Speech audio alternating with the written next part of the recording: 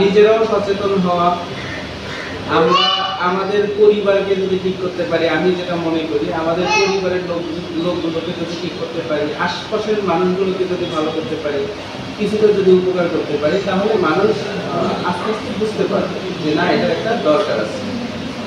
আশা করি পুষ্টি sector Rebecca বা তারা যেভাবে পুষ্টি সেক্টর নিয়ে কাজ করতেছেন, এটা অবশ্যই একটা প্রশংসার দাবিদার।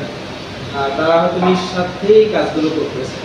অদূর ভবিষ্যতে ইনশাআল্লাহ পুষ্টি সেক্টরটা অনেক ভালো জায়গায় চলে যাবে বলেই আমি বিশ্বাস করি, এবং সেটা মনে প্রাণেই বিশ্বাস করি। আমি সে অনুযায়ী কাজ করি। হ্যাঁ, তো আপনারাও দোয়া করবেন এবং এই বিষয়টা নিয়ে আপনার আশপাশের দেখবেন যে আপনার ভাই অথবা আপনার পরিবারের কেউ হয়তো বা সাফারিংসে আছে। হ্যাঁ, আপনি তাদেরকে বলতে পারেন যে একজন পুষ্টিবিদকে দেখান। হ্যাঁ, কারণ অনেকে মনে করে আমার তো কোনো সমস্যা নেই।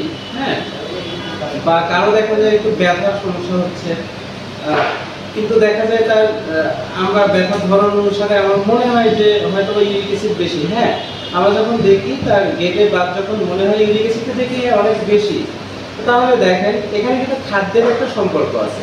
তার মানে কিছু খাবার আছে যেগুলো আপনার ব্যথাকেও বাড়াইতে পারে। হ্যাঁ, আবার দেখা যায় যে পিএলআইডি পেশেন্টগুলো, তারপরে আপনার অস্টিওআর্থ্রাইটিস, তারপরে সোরিয়াটিক আর্থ্রাইটিস থেকে শুরু করে কিডনির পেশেন্ট থেকে শুরু করে ডায়াবেটিস তো আছেই, না মানুষ জানেই যে ডায়েট আছে। কিন্তু এই যে আরো যেগুলোর কথা আমি বললাম, এখানে কিন্তু ডায়েট প্লাস ওয়েট ম্যানেজমেন্টের একটা বিষয় চলে আসে। কারণ পিএলআইডি যখন থাকে, মানে অনেক ওজন বেশি যখন থাকে, ওজন কমাইতে পারলে এই ঝামেলাগুলো কমে যায়। তাহলে পুষ্টিবিদের একটা ভূমিকা আছে।